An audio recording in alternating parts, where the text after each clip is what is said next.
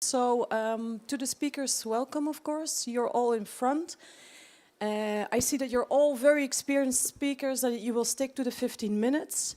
2 minutes before the 15 minutes, I'll do the peace sign so that you know 2 minutes left, okay?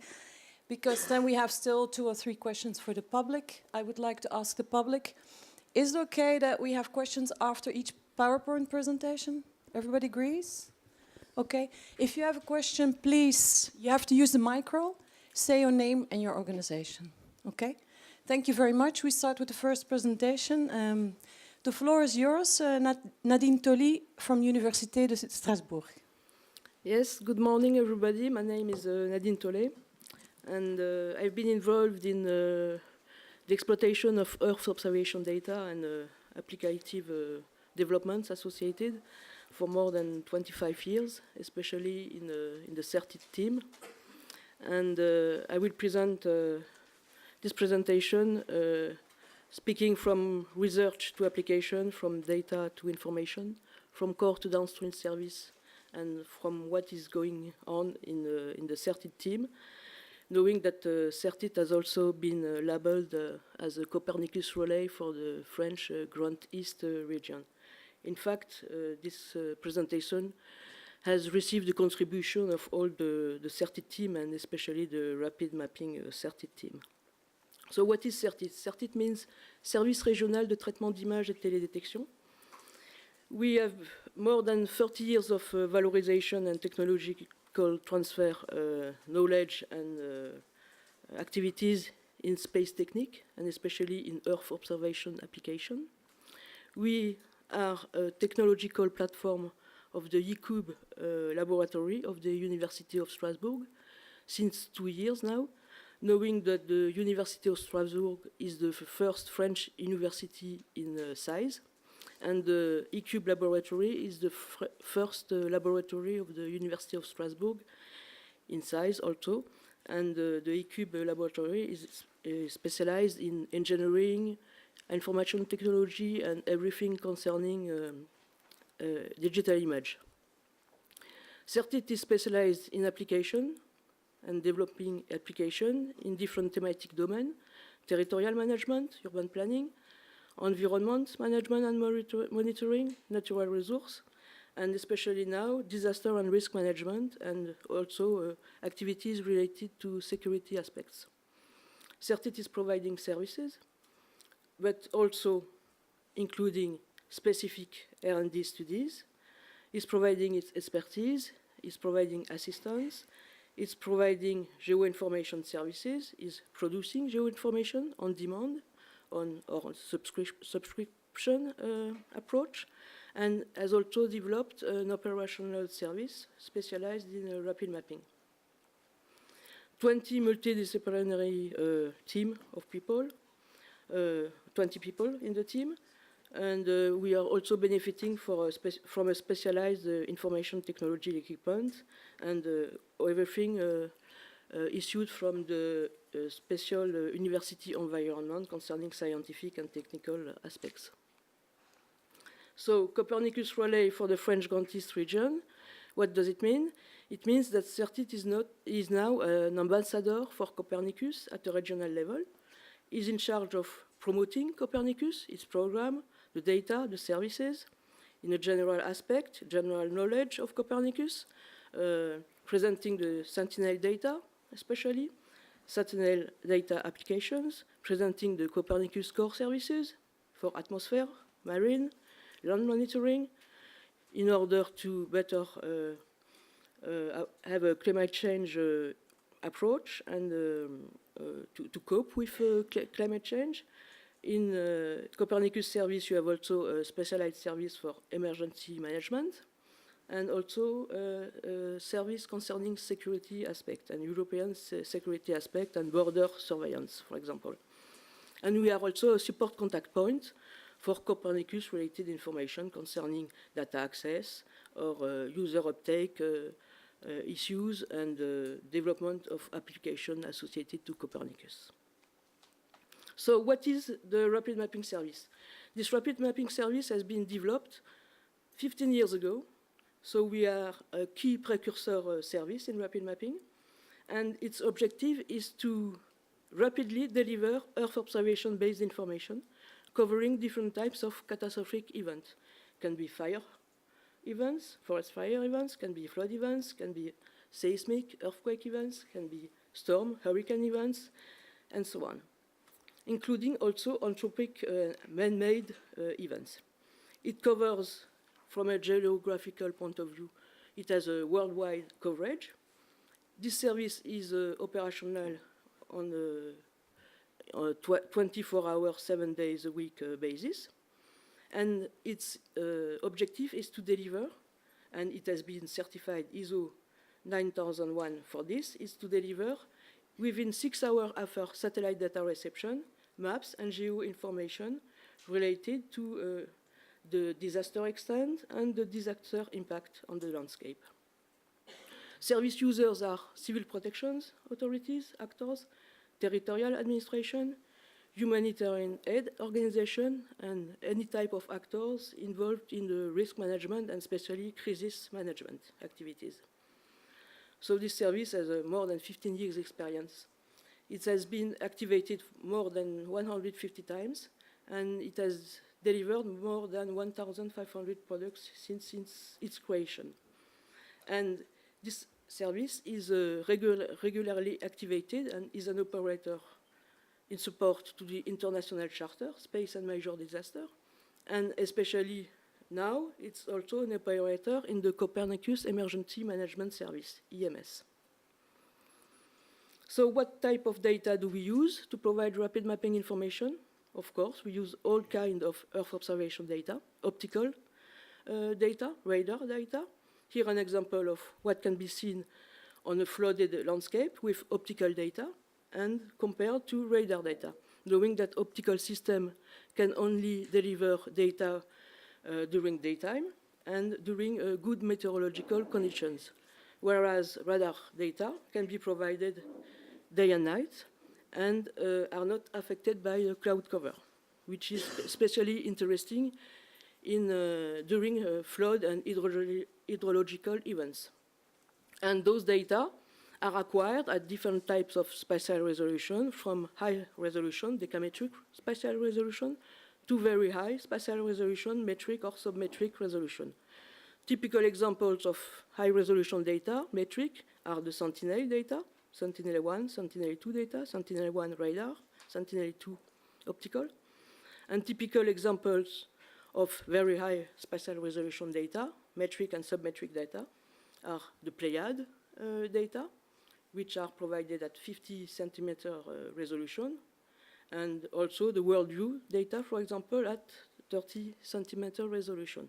These data are optical, coming from optical systems. In very high resolution mission systems, you have in the radar domain, you have the TerraSAR X data, and you have also the Cosmos SkyMed, Cosmo, providing data in X-band for radar observations. Of course, we have an intensive use of Sentinel data, especially Sentinel-1 and Sentinel-2 data, Sentinel-1 being a radar mission, a radar system, acquiring data every 6 days on the landscape, and also Sentinel-2 data, an optical system, acquiring data every 5 days over landscapes, and also from contributing missions such as Pleiad, TerraSAR X, RadarSat, and so on. So, acting in the emergency rapid mapping service and the emergency mapping service in general, what is this emergency mapping service? It's a core service from Copernicus, and its objective is to provide geospatial information related to natural or man-made disaster in order to support emergency management and humanitarian aid, but also in order to support activities related to other risk management phase, such as the prevention, the preparedness, the response, and the recovery phase. Those geoinformation products are derived mainly from Earth observation data, but are also completed by ancillary data, coming most of the time from open source of data. For toponyms, infrastructure mapping, example of open source data which is regularly used in rapid mapping is OpenStreetMap, for example. And this service is activated only on demand by an authorized user, which are national focal points, points of contact, for example, the COGIC, Centre opérationnel de gestion interministérielle des crises in France, which is the civil protection authority in charge of declenching, activating the emergency rapid mapping service. And also other types of authorized users can be DGs from the Commission, such as DG ECO, and for example, the ERCC, Emergency Response Crisis Center of the European Commission. Two types of products of service which are provided in emergency. A rapid mapping one in a rush mode, delivering geoinformation in a few hours. Standardized products are delivered, and these standardized products are of two types. Reference maps showing the landscape before the event, especially useful for outside Europe operation. Another types of product, the second types, denudation maps showing the extent of the event, and the grading maps showing the impact and the intensity of the impact on the landscape of the event. Risk and recovery service is a second component of the emergency mapping service. It provides in a non-rush mode, which means within few weeks or months, tailorized product for also authorized user concerning products concerning pre-disaster situation and products concerning also post-disaster situation evolution, which can provide information about reconstruction, monitoring, recovery phase, and so on. The emergency mapping service is supported also by the European Flood Awareness System, EFAS, which is specialized in the prediction and prevision and forecasting of flood events, and also supported by the European Forest Fire Information System, EFIS. Example of one of the last activation of the rapid mapping service in EMS. We have been activated on the Hurricane Harvey event. We have been activated by the FEMA, American FEMA, which is in charge of managing the hurricane situation and hurricane event implication and consequences. And one thing has to be noticed is that the European system, Copernicus and associated service, is unique in the world. And sometimes Americans are activated Copernicus to collect information about ongoing events that are affecting the American territory. We have been also recently activated for the Hurricane Irma over the French West Indies and over also Haiti. And we are going to be activated, I think, also over Florida for this hurricane. And also an activation concerning ongoing floods in Niger, in Africa. Example of a map that has been provided concerning the Hurricane Harvey flood extent situation as seen the last day of August. This map was produced with data, Cosmos climate data, I think, acquired on the 31 of August, received on the 31 of August, and the map was produced also the 31 of August, and disseminated, put on the EMS portal on the 31 of August. Some example about concerning risk and recovery service and activities, which are tailored maps that are provided concerning the recovery phase or the post-analysis that can be performed after specific events. Here, concerning the Loiret flood event, with detailed flood extent analysis and water depth associated information. And now, important things also to point out is that the Copernicus data and core services can be exploited to develop specific downstream services, such as the one which are actually put in place for the French Contist region under H22 2020 project, a GENIUS project, which is a European network of service providers, providing a common multi-thematic catalog of service and products. Specialized pilots are developed for the French Contist region concerning urbanisation growth monitoring and concerning also hydrological risk management. Example of urbanisation growth monitoring product and services. This service will provide the mapping and the monitoring of the urban development zones and assess also the remaining available space in urban planning documents, for example, such as the local planning documents.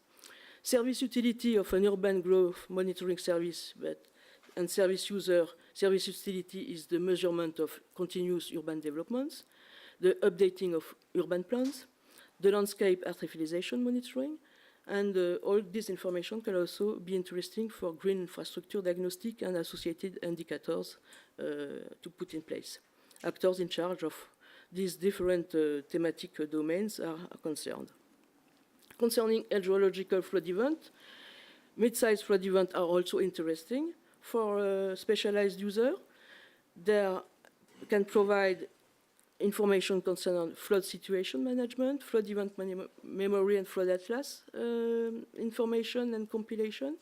Prevention actions can benefit from this information, and all this information can be derived from a continuous observation from satellite missions, SAR and optical missions. So just a few words to finish this presentation. What are the actual challenges associated to these activities? The first challenge is to develop and to adapt processing chains which are capable and able to ingest and to process those massive data flows, which one have to know also that is associated to an in-precedent collection of multi-scale and multi-thematic information, which has to be integrated and disseminated. And this concern and challenge is also the objective of an actual action of the European Commission concerning the Data Information Access Service to put in place. And the use of Copernicus data and Earth observation-based service has to be increased, knowing that the convinced user is the best ambassador. Thank you.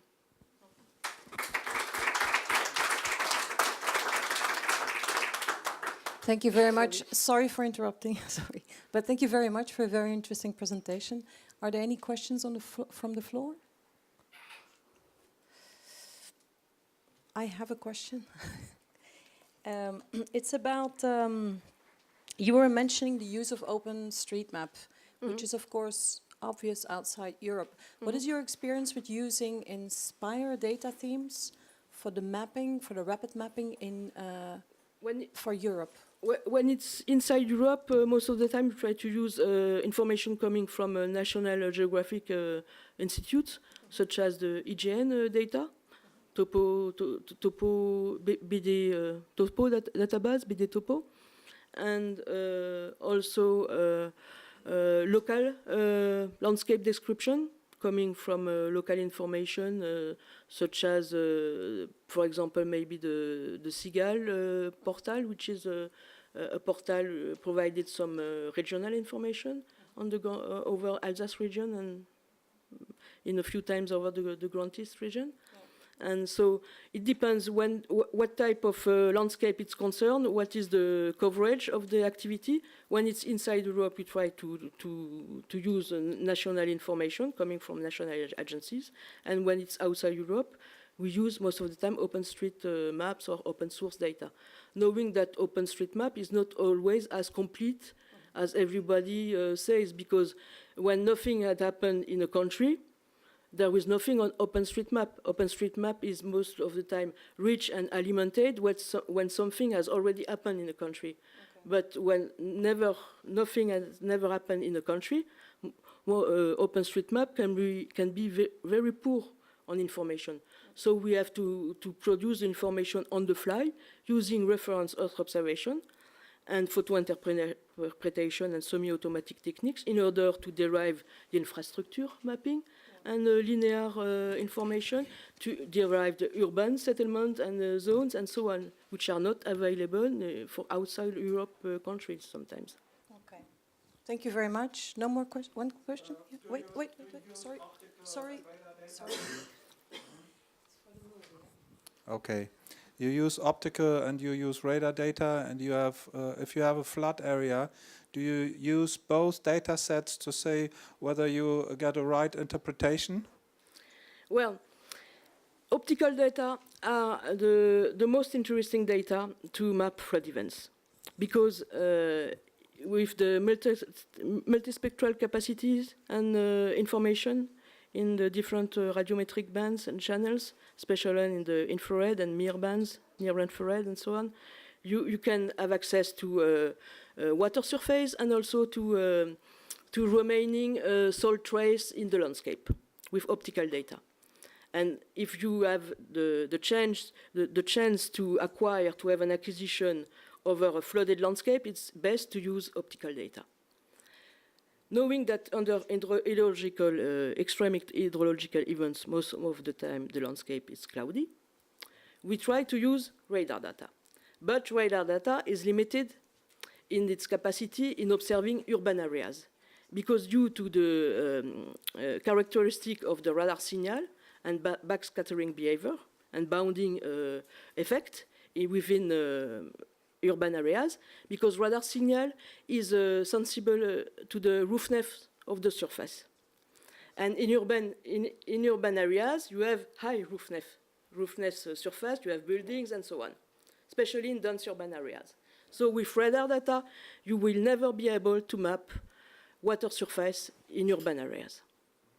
But radar data is specific and especially interesting for peri-urban areas and the landscape all around the urban areas and obviously the rural areas.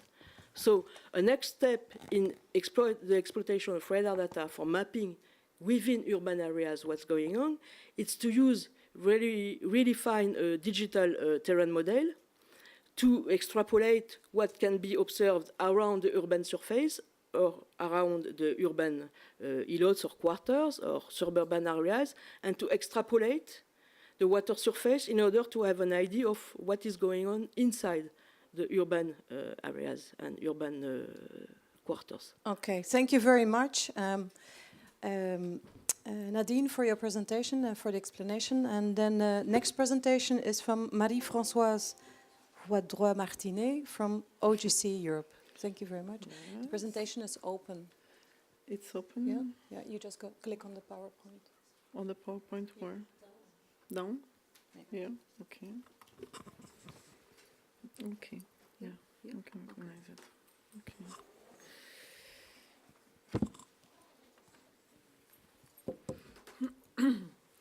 So my name is Marie-Françoise Roidroy. I am quite new to this INSPIRE community, but I've been working with the French Weather Service, Météo France, before for 30 years on information systems.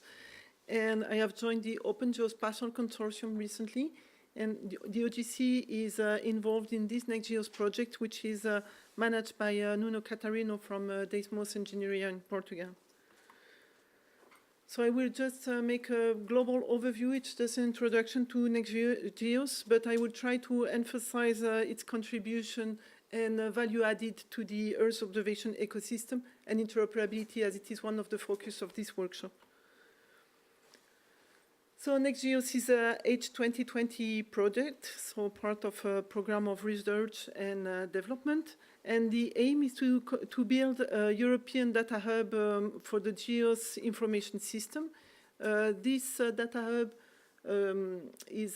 aims at leveraging previous European community investments and at advocating and engaging more with the GEOS ecosystem. It's a 10 million euros project. It gathers 27 partners and it will run over 3 years and a half. And the kickoff was in January 2017, so the project is just at its beginning. It's one of the major European contributions to GEO in the next 3 years. So these expected results were taken out of the European Community website, so I didn't change any words, so they're really the original ones. And I have just tried to underline the keywords which are really important to the project. So improve user-friendly discovery. This is something we have heard during all the conference, to put the user really in the focus of the developments of the systems. And this for Earth observation data. It also has to strengthen European regional approach to GEOS. uptake GEOS and Copernicus data. So this is, I think, we are into this Copernicus session, but we will give access to other data than Copernicus. But Copernicus is one of the main systems we have to be connected with and leverage.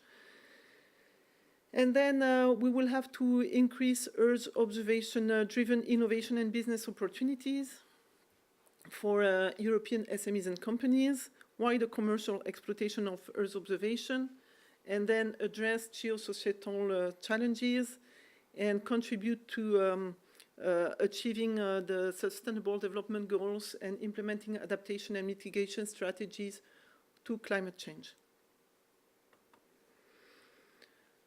So there are other regional infrastructures existing over the world, like AmeriGEOS or AfriGEOS, and there is such a concept in under definition at the European Commission, which will be EuroGEOS, and NextGEOSS will be one of the components. But NextGEOSS is right now a H2020 program, so the sustainability part will be defined in EuroGEOS.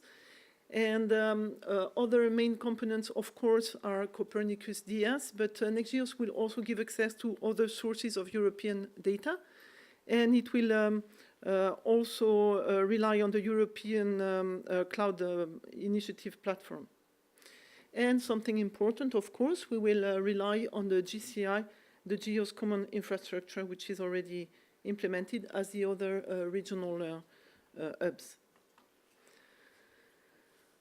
So the objectives of NextGEOSS is to engage communities. This is why I'm here, for instance, promoting innovative GEOS-powered applications from Europe, deliver the next generation data hub for Earth observation, exploitation for innovation and business, and advocate GEOS as a sustainable European approach for Earth observation data distribution.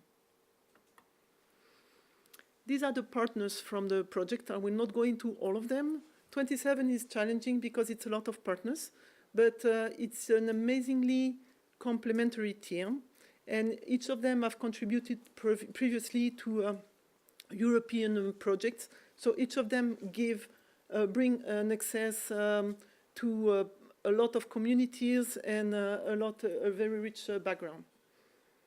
Maybe you don't know Videroom, but Videroom is a spin-off of OKF. They have built the SICAN hub, and the NextGEOSS system relies on SICAN. So I will not go into the detail of this organization schema. What is important is that it's a European project, so we are under the control of the European Commission, and the project is divided in 8 sub-projects, which are quite, with very few overlap. And the interest of this slide is to give you some names of the package leaders, so that if you know some of them, it will be, and you're interested by the project, you want to engage with the project, maybe it will be easier for you to contact someone. For instance, during the week, Bart was here, Bente was here, Erwin from Vito was here, so you may be able to find some contacts you know. And we will work under the control also of an external advisory board, which will help us connect also with the main flagships and with the GCI. This is the GEOS timeline. We have a timeline as all the projects. We have just finished the setup phase where we have implemented the platform, organized the work, and now we are in the ramp-up phase. So we are ingesting the data which are necessary for pilots, a set of pilots I will detail later, which are run by partners and which will help us connect with all the communities. This is the phase where we make the system more robust and we develop the knowledge of all the partners, and then the system will be open to anyone who would like to engage and contribute to pilots and use the system, and the team will be able to support all volunteers. This is the classical slide to present the project. I will not go into the detail. It's a data hub, as many data hubs, but what is original is that we rely on the GCI, which is really the foundation of the system. And then We will give a lot of importance to the user community and to the pilots, because we want to make sure that we are making a system which is usable from one end to the other end. So this is the philosophy of the system. And then we will develop also some facilities to support the development and design of software and deployment into the cloud. The current status. We have finished the initial deployment and catalog and definition of metadata, and there was an alpha release which has been released on the 14th of June, but this is just right now for the partners. The system will be open to all a little bit later during the year, and if you want to begin to try to develop things with it, it will be possible. Nevertheless, if you don't find the data you need, please contact us, because we will be in ramping up about the harvesting and connection to the existing systems. Right now, we already are harvesting some Sentinels and Copernicus marine, land and atmosphere, citizen observatories, and commercial data metadata. And we are preparing, the first priority is really to support and prepare the NextGEOSS pilots. Then we will run some AIPs, architecture implementation pilots, open to all. We are starting the engagement of communities and data sets and future pilots. This is why I'm here.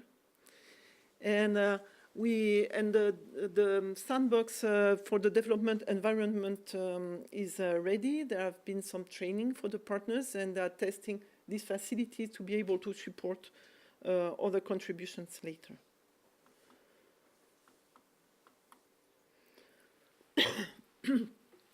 These cloud integration facilities will support the design of the applications, helping, for instance, to make in parallel what should be done in parallel, develop the jobs, define the workflow, and validate the services before deploying them in any cloud, which is something which can be original compared to other systems where you often have a cloud which is dedicated.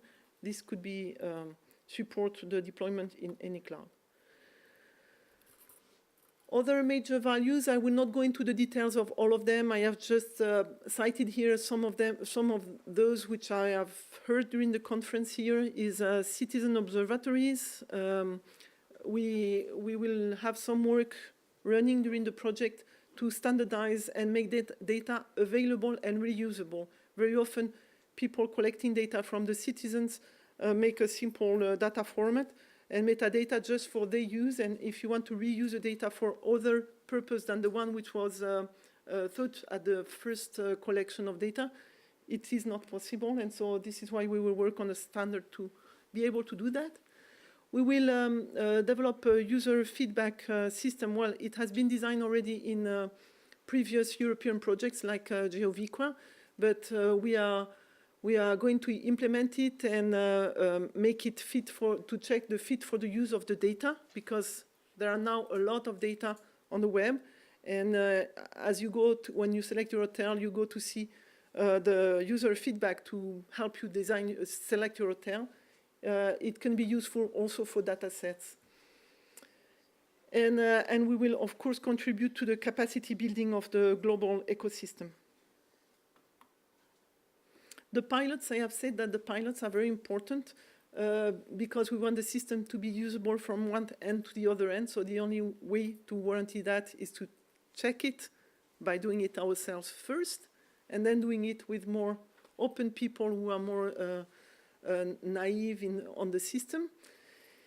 And this will help us engage the geo and European communities toward understanding the needs and working together with GEO. So the specifications are not completely all defined. We are very open to hear and to learn from the needs and the requirements. This is also something we have done here. And then identify the champions for innovative pilots and business-oriented pilots, collect feedback and expectations and requirements from the public and private communities, and target essential variables for SDGs. These are the pilots which have been defined in in the grant document and by the partners, you can see there are two family of pilots, one which are more research or innovative pilots, and someone which are business pilots, because it is one of the requirements to be able to support business developments.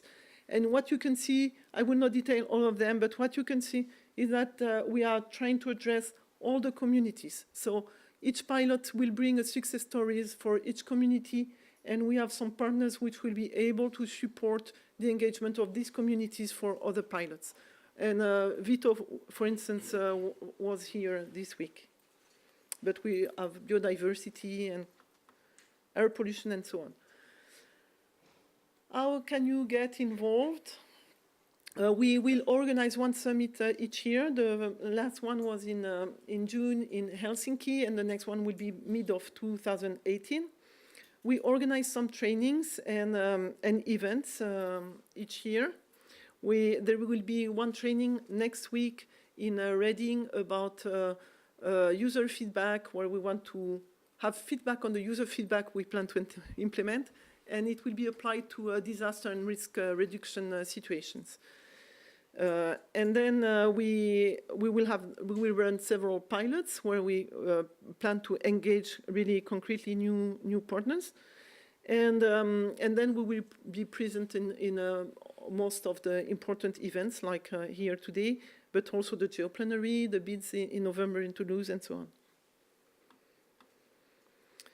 So NextGEOSS, this is under commas because it's a citation from someone from the European Commission. NextGEOSS is not just another H2020 project. It's not from me. It's one of the major contributions to EuroGEOS regional GEOS implementation. We really want to be user-focused through pilots. I know I have said it already, but communication and teaching is about repeating also. And we want to design and develop environment for easy cloud deployment and scalability. We want to contribute to capacity building through several types of events, and to support a broad engagement, including business. And all those developments will be open source. Well, thank you for your attention. Excellent. Just in time. Thank you very much for a very encouraging presentation. On a personal level, because I've seen especially the part on the SDGs, Sustainable Development Goals, where we inside the European Commission are still a bit struggling to convince the value of Earth observation data. So it's good, it will support us. Are there any questions from the public? Yes? Thanks for the presentation. In your choice, which types of information you are accessing I was just missing now, for example, the emergency management service, because I saw you have a pilot on disaster risk reduction. So I wonder, I guess it was a preliminary list and you're working on trying to cover as much as you can. Yeah. So is there a plan? Yeah. These pilots are the ones where we really have partners that have proposed scenarios and that making some developments. These scenarios are the opportunity for the partners to gain in experience, to make sure that the system will be able to address all the communities. But then we will develop other pilots which will be open to the scenarios you can suggest, propose, and it will be opportunity also to harvest more new type of data and so on. Any other questions? I have a question for you. I don't know who said it, NextGEOSS is not just another Horizon 2020 project, but it looks very promising. I'm a rather optimistic person, so actually I'm a bit worried. Are you already looking in what happens after? Because it's Horizon 2020. When the project stops, funding stops, what is going to happen? Are you already foreseeing something, or? Well, sustainability is something we are working on, but it will be also, of course, depending on the EuroGEOS definition, because it will be through EuroGEOS also. So I don't have right now the information. The work is going on, and it's in discussion with the EuroGEOS or definition from the Euro Commission. All right. Okay, thank you very much.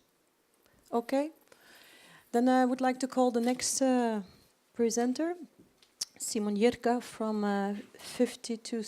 52 North.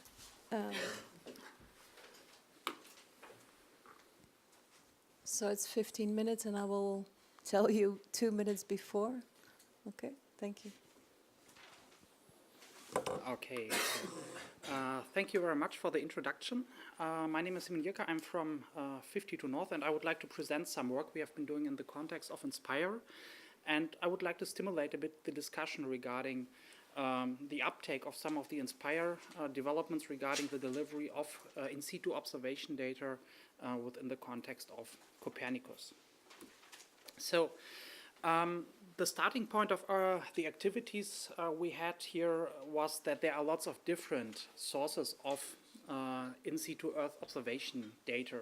So there are applications in hydrology delivering observation data such as water level measurements, discharge data. Air quality measurements are taken all over Europe now by different agencies. Ocean scientists are delivering lots of data about the ocean. So there are really many sources of in-situ observation data, and they have a high value on the one hand for scientists, but also for decision makers and other stakeholders from practice. And as there are lots of different delivery methods for bringing such data to the end user, there's some kind of need for interoperability. To illustrate this, a very simple case, we have the case of 3 different observation networks, all delivering the data in proprietary formats. So every observatory talking a different language. And then assume we have 3 consumers of the data, which have to be customized to talk the language of each of these observation networks. So basically the idea of interoperability is to reduce these integration efforts, because the more data consumers, the more data sources with different languages you have, the higher the integration efforts will be. And in the end, we will come to a situation where this cannot be handled anymore. So the idea for harmonizing this and for facilitating the integration of such in-situ observation data is to use standards. And for that purpose, there's a set of standards at the Open Geospatial Consortium, the OGC, which cover exactly this topic. This is called the OGC Sensor Web Enablement Framework. And within that context, we have different standards. On the one hand, for encoding data, for modeling the data, that's the OGC ISO Observations and Measurement Standard. Then we have metadata about the data, so like the sensors which have taken the measurements, everything that a scientist or user of the data needs to understand if the data set is applicable to a certain use case. And then the OGC Sensor Observation Service as an interface for accessing such data sources. And with that, as soon as you use such standardized protocols, languages, interfaces, the integration becomes a lot easier, because on the one hand, a data provider needs to support the standard once, and a data consumer. So basically, that's the idea of interoperability. This was taken up in the context of INSPIRE. So there are new guidelines which have been officially endorsed at the end of last year, dealing with exactly these topics. So on the one hand, there are guidelines how to handle observation data in INSPIRE.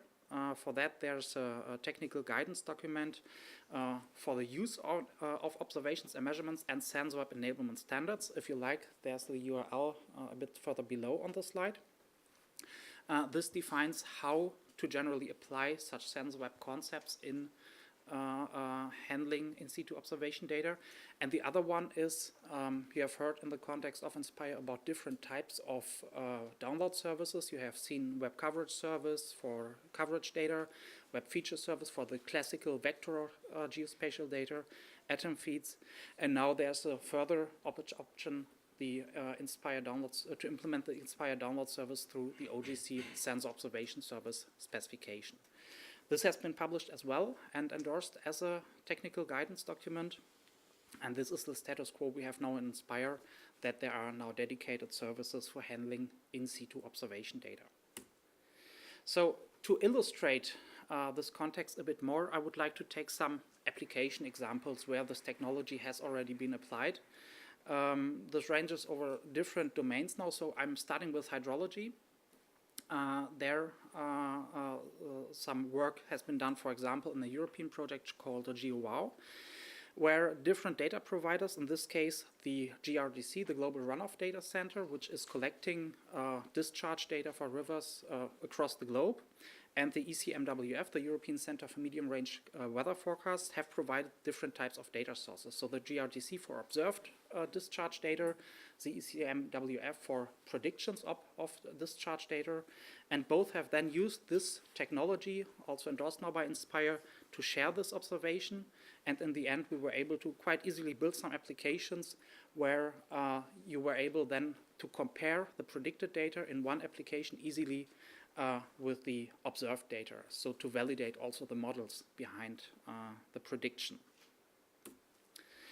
Another quite popular example is from air quality, because there are now more and more member states taking this up. So EA has implemented this. This list is not complete. So recently we have seen, perhaps 2 days ago, a presentation from the German Umweltbundesamt. So in Germany there's also now an implementation. Belgium, Sweden, Lithuania, Netherlands, United Kingdom. So quite a lot of countries are now using this standard approach also for serving air quality data and for enabling a service-based e-reporting workflow to the EEA. And also there's a specific O&M profile which is used, and then the INSPIRE compliant SOS as the download service for sharing this type of data. Looking into another domain, ocean sciences, there is also some relevance for this topic. In ocean science, you have lots of different types of observation networks and sensors. So you may have research vessels going on cruises on the ocean, gathering data. You have fixed buoys collecting information. And you may have even autonomous platforms, such as gliders, sailing on the ocean without any specific continuous interaction, and also collecting data and sending this perhaps via satellite links.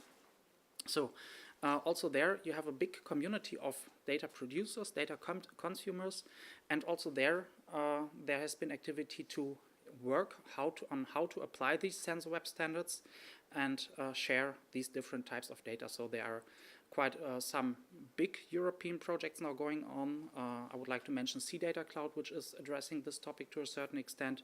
The ODIP, Ocean Data Interoperability Pilot, which is also an H2020 project. And these are all working in this domain. And we now have also quite a lot of data sources available now via this INSPIRE compliant technology. And then one last example. For the renewable energy community, that is some work done in the Connecting Geo project, which has ended earlier this year. Their solar irradiance data is shared via such sensor observation services. In this case, it has been used for analysis, and at the end it will be some kind of input for prediction models and models supporting scientists and decision makers where to put perhaps solar power plants. So that was a quick introduction to illustrate the relevance of in-situ observation data to a quite broad range of domains, and that's not a complete list here. There are many other usages which you can think about. And these all have benefited on the one hand from INSPIRE technology, so these INSPIRE download service specifications. And on the other hand, there's also quite a lot of different tools available which allow you already to use such standardized data. So what you can see here is, for example, an open source implementation, a viewer for sensor web services, which has been applied in the marine domain. What you can see here is on the upper part of the screen, you see a cruise of a research vessel which was undertaken earlier this year. And then in the lower part, you see the measurements taken along that trajectory. Other applications include, for example, Cantera, which has support in their Map Apps client for consuming data from SOS servers. Here's some hydrological data. Earlier this week, there was a presentation how this is also used for air quality data of the German Umweltbundesamt. And also, for example, there are now connectors coming up for ESRI technology. So, for example, the Geo event server of ESRI is capable of analyzing incoming observation data streams. So there's a new input connector for this event processing tool, which is able to consume data from such data sources, put this through some kind of filters. So because we have here now, often near real-time data, you can also detect perhaps critical events in these data streams, decide if it's a value which is critical and needs special attention or some reaction, perhaps some kind of emergency. And then you can have some kind of output adapter forwarding, on the one hand, information to possible users who have to deal with some kind of notification. And on the other hand, you can expose that again as a map display, here in this case in ArcGIS Online, where you can, for example, visualize the latest hydrological water level measurements. And then one final thing which I would like to introduce as an example for a client application. Many researchers are already using statistics tools to analyze incoming data streams. One very important example is R, which is an open source statistics language. And also for this language, there are now connectors available to talk to such SOS servers, use such an INSPIRE download service, consume the data, and then scientists and users of the data can directly do some further analysis and work with the data. So generate really value on top of the available data. And that's already leads to my summary. So we have seen the work in INSPIRE for enabling the interoperable access to in-situ observation data, which has been already proven in a range of domains. There are already tools which can be used by scientists to work with the data, to visualize the data, to do some kind of processing, analysis, etc. So it's really a full range of applications which can be built through this technology. As it has now recently been added to the INSPIRE technical guidance, my aim basically here is also to perhaps deliver some food for thought and stimulate the discussions how the provision of in-situ observation data in the context of Copernicus may also benefit from this approach which has already been developed and proven in INSPIRE. And with that, I would like to close my presentation and would like to thank you for your attention.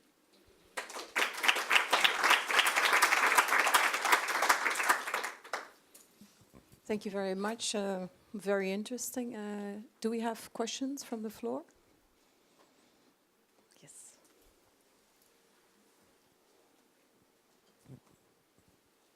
Okay, Tarja Riisari from Finnish Meteorological Institute. I was just wondering about the sensors, that if you have some quality processing, so how does it fit with this SOS standard? Mm-hmm. So the quality processing is usually something which is done by the operators of the sensors. So these sensor web services usually do not connect directly to the sensors, but on top of databases running at the organizations which have the sensor data in place. So usually most of our customers are doing the quality control before it gets into a database from where it is published. That's one approach. And on the other hand, there are also mechanisms to indicate certain quality flags in the output. So that's also feasible.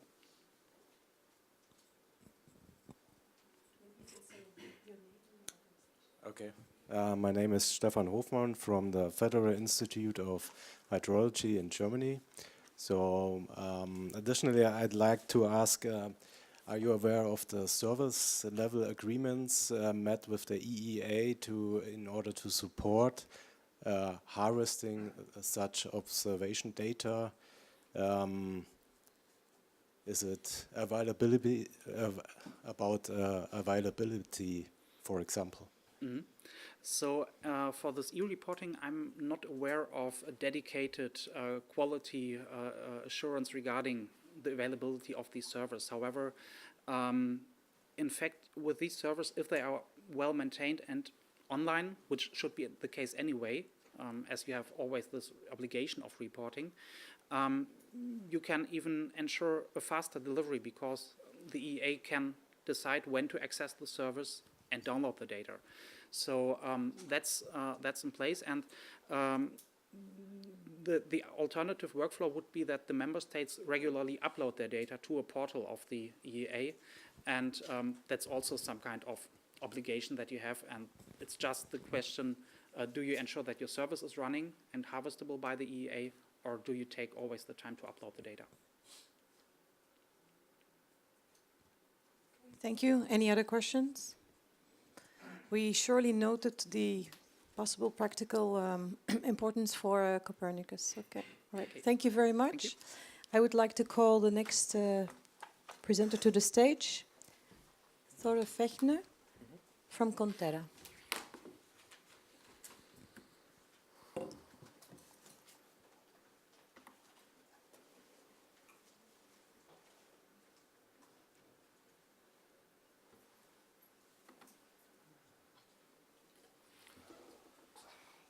Okay, yeah, thanks that you're all still here.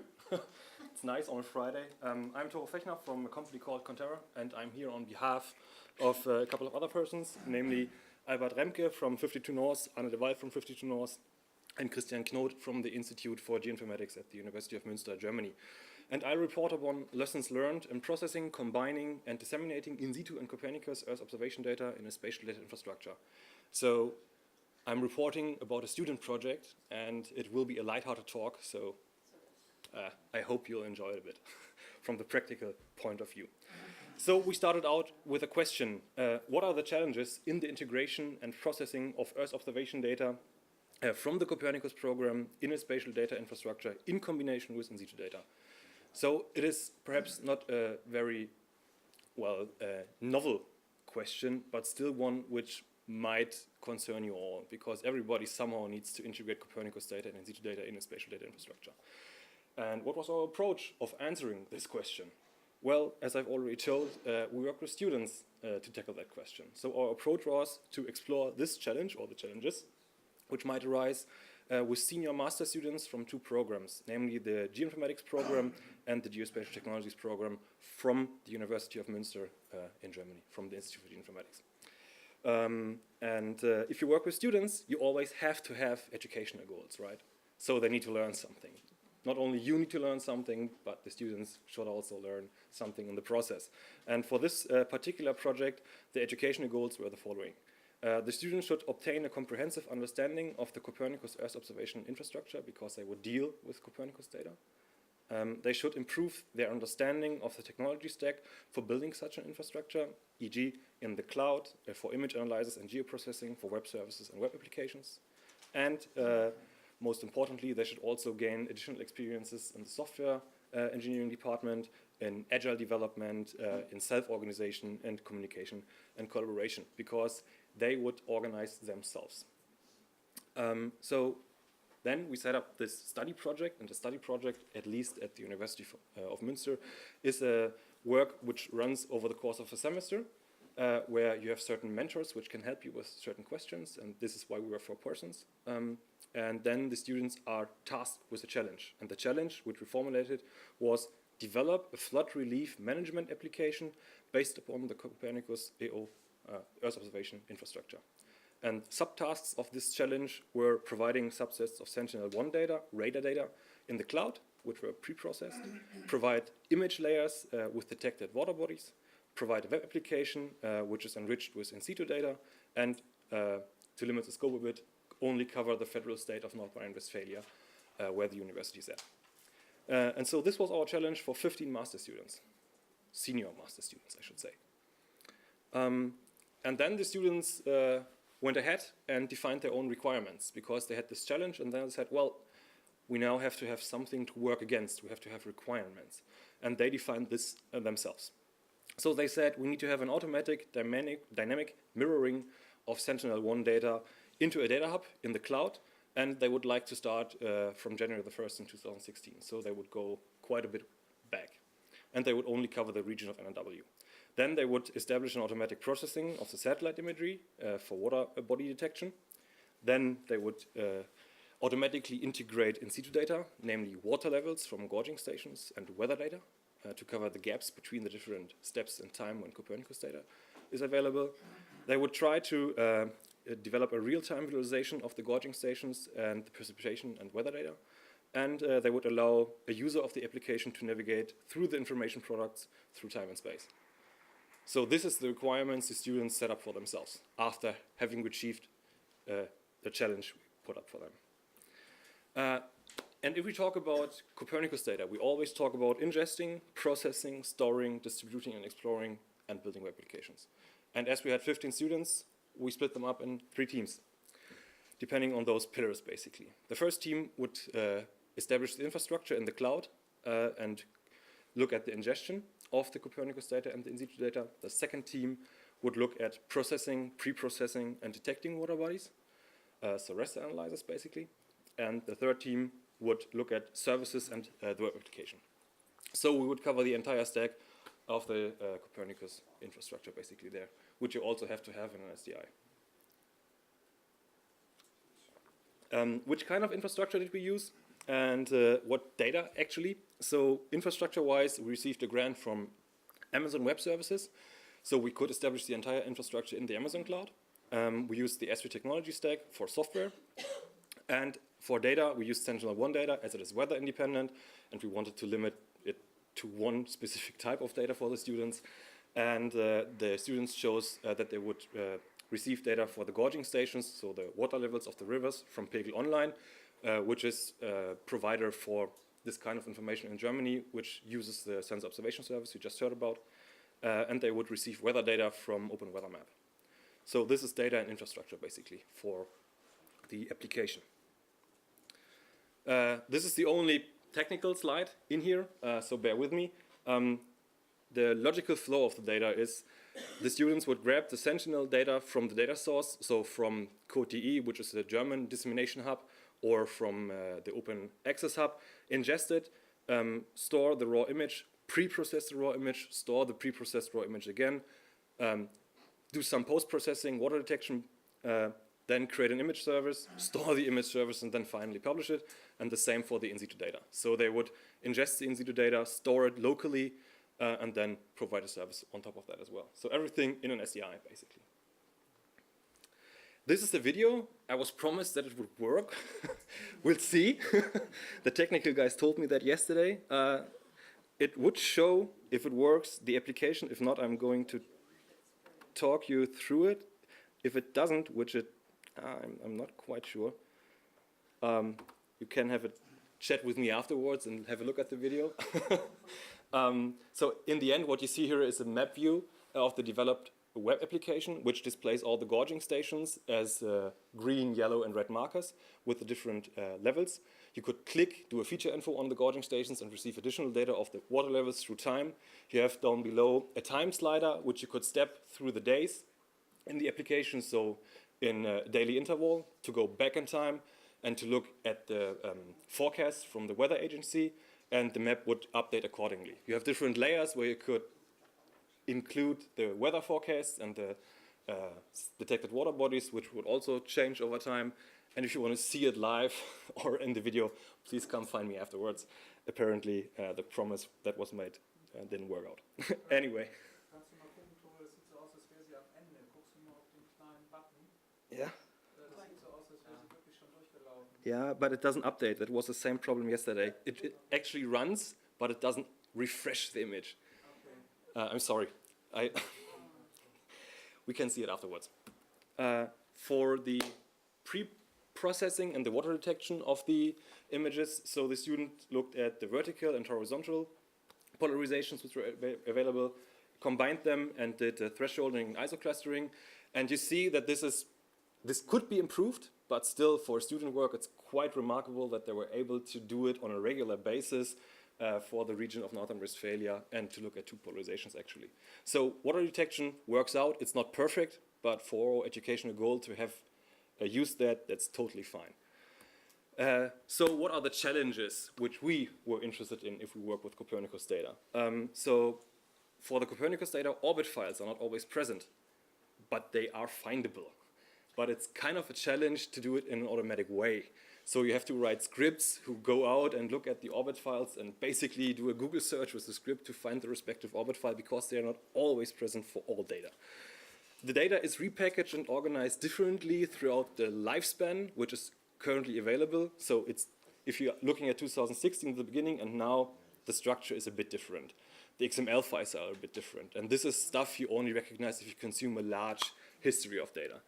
Then, therefore, the ingestion scripts need a high resilience and strong error reporting because, well, the students started out and said, well, this runs. and after a couple of days it stopped running because, well, the structure changed, and then you need to restart, and this costs money in the cloud, and this is wrong, so you need a strong resilience and error reporting capability for your ingestion scripts. In-Situ data is readily available, which we used, but it has a different time resolution. So water levels are reported perhaps every 5, 15 minutes or up to an hour. Copernicus data is present every 5 days or so. And if you want to display that in a map, you have to match the different time dimensions. So that was challenging for them as well. And therefore, it's beneficial to include all the in-situ data in your own infrastructure to do merging and all this kind of stuff. And most importantly, for cloud infrastructures, nodes in the cloud, so Frankfurt versus Ireland, may have different software versions. So if your stuff runs in Frankfurt, it doesn't mean that it runs necessarily in Ireland, which is quite interesting, and it is known, it's in the documentation, but you kind of have to get around that why your stack deploys on one node and doesn't deploy on another. So the cloud has its challenges itself. Yeah, those are the lessons learned and challenges we learned from the project, basically. And for the requirements the students set out for themselves, they managed to do an automatic data mirroring for Sentinel-1 data, so check that, but not for the entire time span they wanted. So basically they covered a couple of months in 2017 and said, 2016 data repackaging, future work. They did manage to do an automatic processing for the satellite imagery, for water detection. They did manage to integrate in-situ data. They did manage to do a near real-time implementation, which I would have shown you if the video would have worked. And the map application allows us to navigate through time and space and to look at information products. This would conclude my talk. If you have questions, please feel free.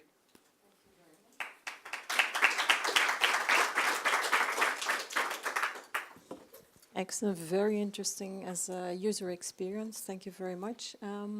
Yes, questions? Thank you. Antonio Arozarena from the National Mapping Agency of Spain in Madrid. Mm-hmm. Was there any important reason because you don't use only Sentinel-1 and not Sentinel-2 or combination of both? Mm-hmm. Thank you.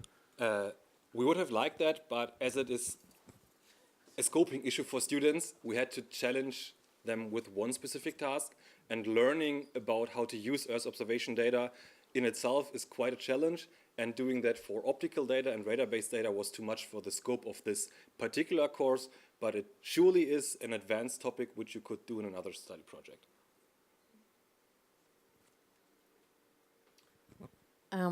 Yes, regarding the difficulties with the catching the data. Mm-hmm. Yeah, we are aware of it. We're working on it. We try to improve it. It would be great to have a follow-up project where they do exactly the same thing, maybe for another theme, to see if it improved or not. Because DIAS is also coming up, of course. Yeah. I see, for example, what you say. There's an SME here who tried now to set up the same thing what you're doing for one country, and now he's trying to do it and integrate it or take France on board. And he is indeed facing also problems like this. So it's very similar. The question that I have, it's a small question, is did you ask the students also to go into the INSPIRE GeoPortal and look for in-situ data that they could use there? Or? Yeah, we asked them, yeah. And they said, well, they would be happy with Pegel Online and Open Weather Map. So in the end, it's also a scoping thing. They know how to do that, yeah. But due to scoping and self-organization, they decided not to do that. Okay, all right. Okay, thank you very much. My pleasure. And then we have the last presentation. Sorry. In the program, it says your colleague, but this is Nicolas Villa, from Thales Service, who will do the presentation. Yeah, hello. Good morning, everybody. Thanks for being here. My name is Nicolas Villa, and I work for Thales Services in France, in Toulouse. So I'm working as software engineer for my background in geomatics and visualization field, so for mapping and web mapping applications in general. We are developing SDIs and client-based applications, so on the web or standalone application. So to make a link with the latest presentation, which was really amazing. My presentation will be at the extremely at the end of the spectrum of the geospatial processing chain, so the visualization. And I will present you a piece of software called, which is a virtual globe and called Whirlwind. I don't know if anybody of you heard about it. Maybe you are using it as well. That's good. Okay. So my presentation will make a very quick status about the availability of geospatial data in general and the adoption of international and open standards, which are the foundation for building applications. And I will introduce as well NASA Whirlwind, what it is, what it does, who it is targeted for, and I will speak about our relationship with the NASA and European Space Agency, and as we are working together on some features of the SDK. And I will conclude with a few examples and maybe a small demo if it works, because I prepared the video too, but it's not embedded in the PDF, in the PowerPoint. Well, today in 2017, well, we have a lot of data available from various spatial. So my presentation is about Earth observation data, because in Toulouse we have a strong industry in that field. So that's why I'm focusing on the Earth observation mission. So we have the ESA Sentinel missions delivering a full coverage of Earth every week, every 5 or 6 days, to be precise, which represent a massive amount of data, about 4 terabytes of data each day. And it's increasing because different satellites will be launched until 2020, and more is coming. So we have also archived data, which are precious for us to monitor the climate changes and see the effects of climate warming and what happens by comparing and exploiting the data from the past and from today to make comparison. So we have a lot of data, and of course we have also private sector image providers such as Airbus Defence and Space. We have also Digital Globe with about maybe 50 petabytes of data, which is even more than Facebook. And we have a lot of open data sources. Open data is a growing yes, it's a growing source everywhere. So every municipalities, region, states are delivering their data and make them available in a standard way. So we can now build applications based on this data. And also we have drones and UAVs and many other sensor data available. We have, in the second hand, we have massive adoption of the standards, international standards, thanks to INSPIRE recommendations and good practices by adopting OGC standards and ISO standards for metadata for delivery of imagery and vector data. So we have a complete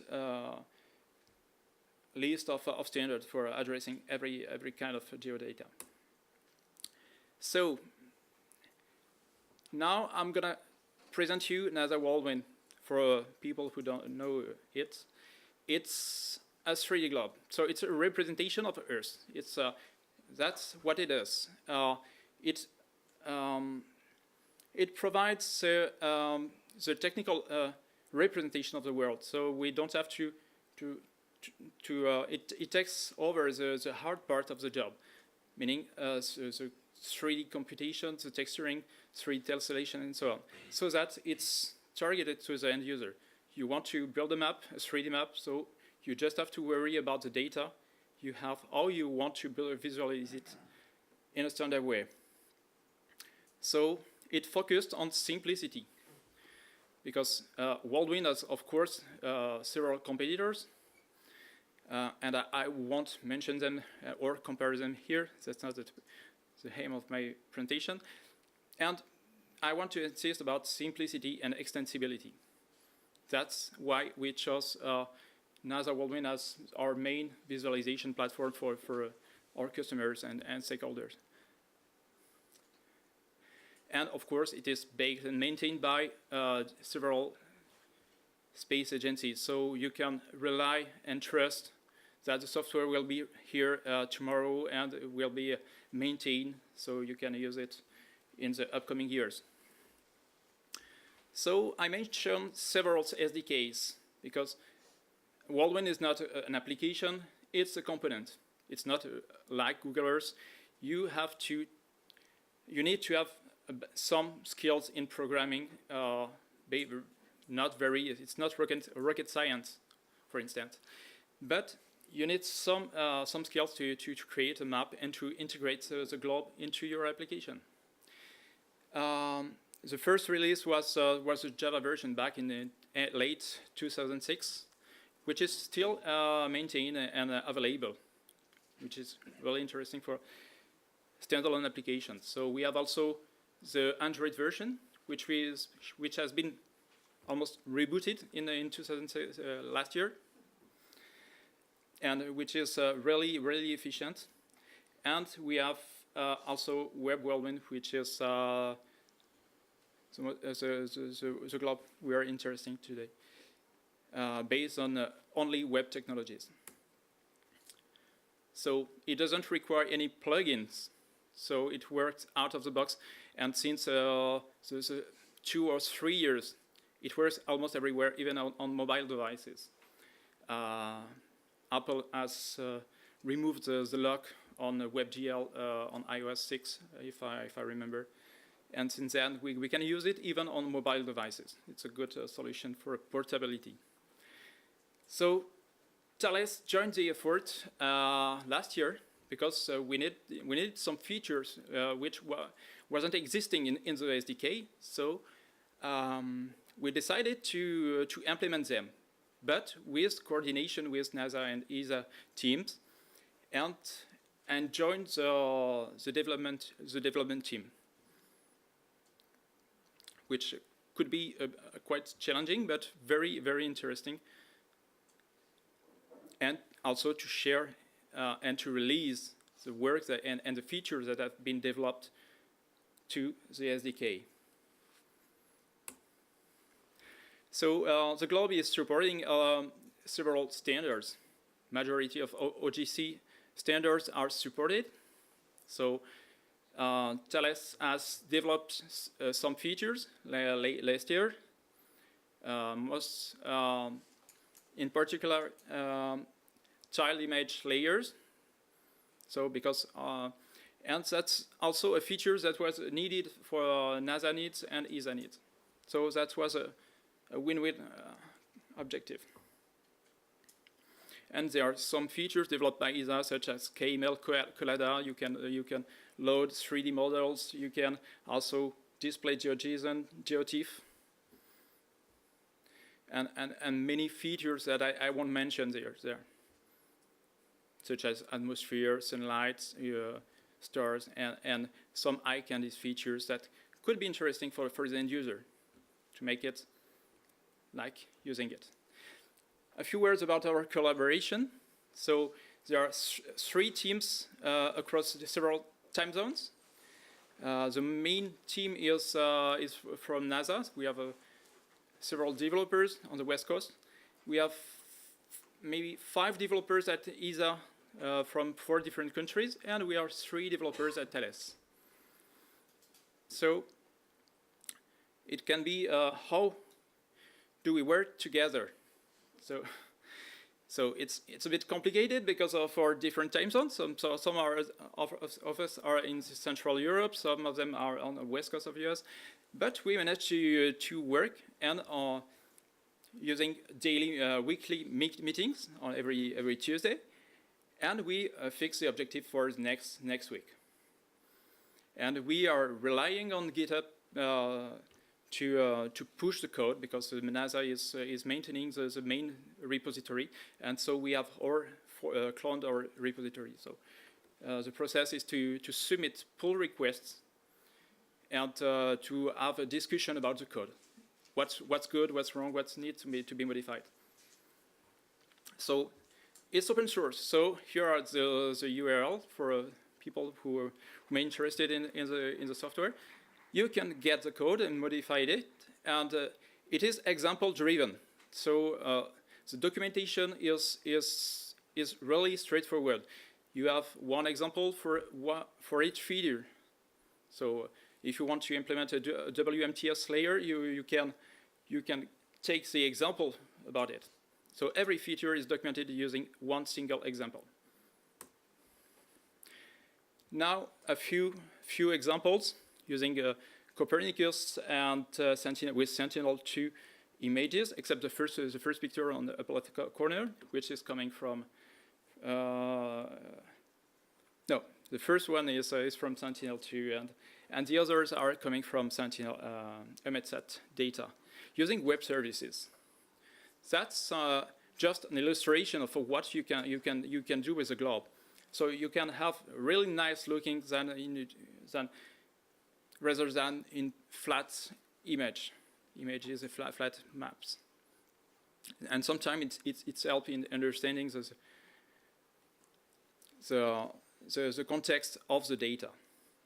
Here's a few examples about display of heterogeneous data. You can have raster data from radar imagery, geological maps. We can merge. We can display them on a single map. That's not an issue. We can develop as well multiple views application. So it's totally open. So this is limitless. You can, because it's not an application, because it's component, you can duplicate it, use it with different view angles. You can use it to see different data at the same location.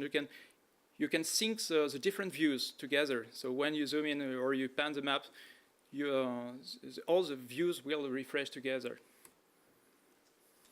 Here is an example which is developed by the ESA team.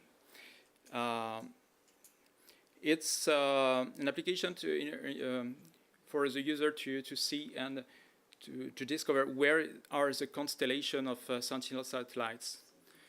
So you can download it on your phone and to see what the capabilities of the 3D globe is. It's a good illustration. So you can see the path of the satellite, the tracks. You can see the acquisition, which are programmed, and where what's been done. That's a really nice example by the team who is working at ESA.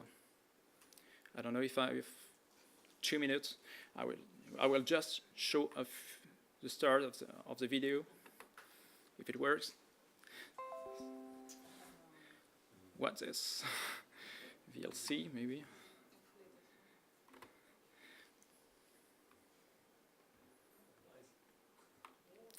It's just to give you some eye candy and what the globe is capable of. So you have the night and night effects, so you can change the different time. So if you have time-based data and time series, it's really an interesting feature. If you interested in weather data, it can be interesting. If you want to switch. That's this example is using features we have developed, so to map this that data sources on the globe, and to be able to connect to servers. If I remember, it's from NASA GIBS servers.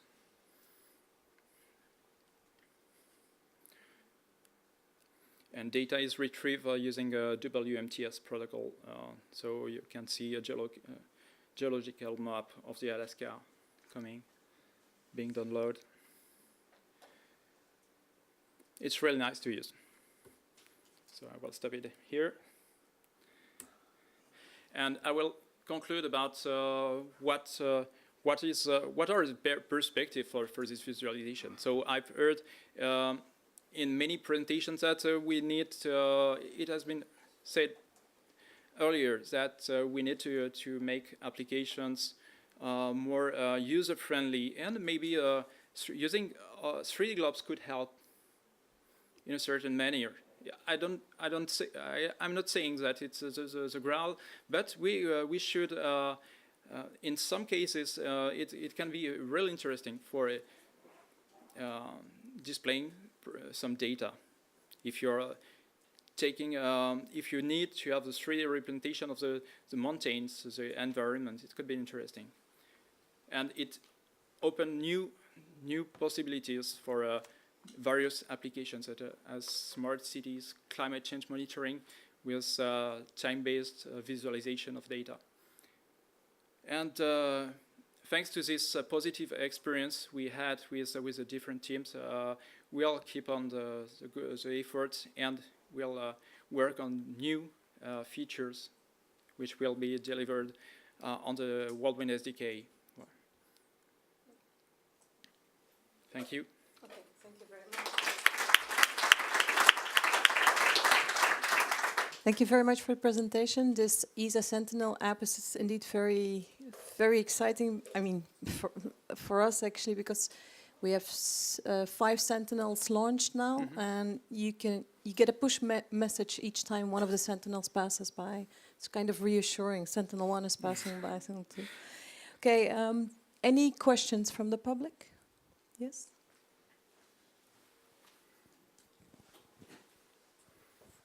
Hermann Hiemke from the Environmental Agency of the Bundesland Schleswig-Holstein, Germany. The question for me is flood maps, it's interesting, but on the other hand, did you integrate any services from INSPIRE data? Well, not directly INSPIRE. We are mostly using OGC standards for our developments. With in some cases, we are developing. We have developed some catalogs, applications dealing with CSW protocols to get the data in and query the INSPIRE data sets. But then we connect to the services to get the data and display it using WFS or WMS or WMTS. Depends. Any other questions? No? Ladies and gentlemen, then we have come to an end of this session. I would like to especially thank the different presenters for the excellent presentations and staying within the time. If you allow me, I do a quick recap of each of the presentations of what I thought was interesting. You can add on afterwards, okay? So I would like to thank Nadine Tolly for her presentation, which was on the CERTIT de Copernicus relay. It's the promotion of the Copernicus program data and services. She explained, or she told us about the role that they play in the rapid mapping service. And also there was mention of Eugenius, the Horizon 2020 program, the Urbanisation Growth Monitoring Service. I would like to thank Marie-Françoise Voidroy-Martinet for her presentation on the Horizon 2020 program NextGEOSS, which will be tapping into DIAS. It's the European data hub of the GEOS infosystem. I recall that you mentioned the importance of the improved user-friendly discovery of Earth observation data and info in Europe. I remember also achieving the part on the support for the Sustainable Development Goals. And of course I have to mention that somebody said NextGEOSS is not just another Horizon 2020 project, okay? I would like to thank Simon Jirka from 52 North on a very interesting presentation on the harmonization of the in-situ on the harmonization to boost the interoperability of the in-situ observation networks. You also mentioned GeoWow, the project, and add-on from me is the importance for the Copernicus program. I would like to thank very much Thor Fechner from Cantera. On his presentation of the student project with 15 students from the University of Münster on the flood relief management application based on the Copernicus Earth observation infrastructure and the challenges they had to access the Sentinel data, and the integration of the In-Situ data. Where I would like to recommend maybe to push a bit your students more to get to the INSPIRE portal, okay? And then finally, I would like to thank Nicolas Villa and also his colleague who's here also, Sylvie Barrault-Huget, for the presentation on the NASA Whirlwind. I can't read my own. Wow. On your presentation, sorry for that. You talked about the importance of simplicity and extensibility. So this NASA Whirlwind it's a component which makes it possible to duplicate it. No plugin required. And this is important for you to hear. It works out of the box, which is of course within the context of this INSPIRE conference. So that's it. And finally, I would like to thank the public for your attention, for your interaction, and for being here. And I wish you a further very good finalization of the INSPIRE conference. Thank you very much.